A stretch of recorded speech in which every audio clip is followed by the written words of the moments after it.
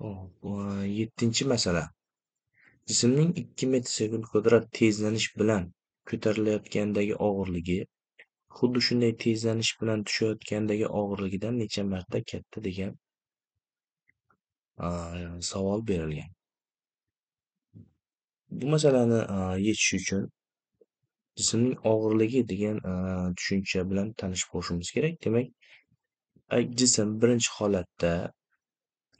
holatda tepaga ko'tarilayotgan ekan. U holda uni og'irligi P1 deb olaman. P1 barobar mj plus a ga teng bo'ladi. Chunki jism yuqoriga harakatlanganda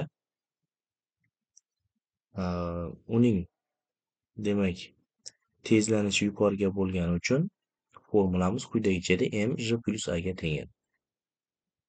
Ikkinchi holatda jism pastga harakatlanyapti tezlanish bilan deyilgan. Pastga harakatlanayotgandagi tezlanishni og'irlikni P2 deb olaman. P2 deganimiz mj minus a ga teng bo'ladi. Ya'ni jismning tezlanishi pastga bo'lgani uchun uning og'irligi m teng j minus a formuladan topiladi.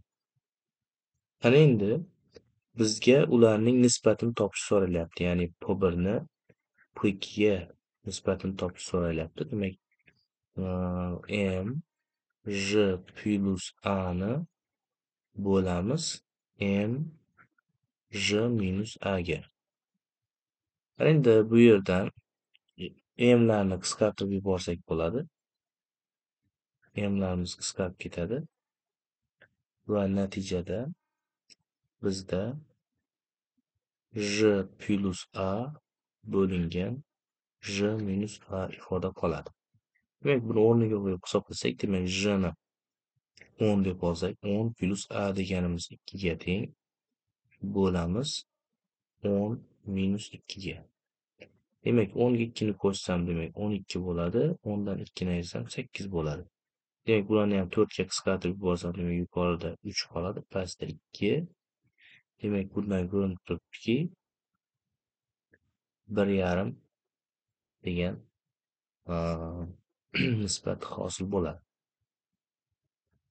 Bunday yozishimiz mumkin. Demak, P1 barobar 1,5 P2 ga teng bo'lar ekan.